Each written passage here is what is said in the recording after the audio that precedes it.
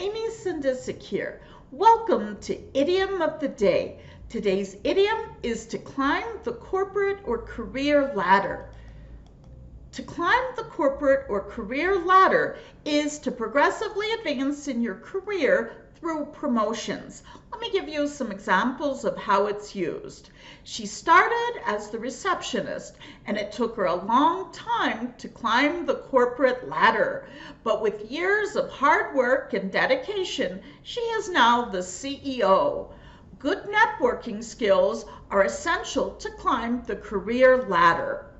To climb the corporate or career ladder is to progressively advance in your career through promotions. Today's idiom is taken from 505 Business Idioms and Phrasal Verbs by Clare Whitmell. The link to Amazon is provided. Please visit me at businessenglish123.com. Thank you.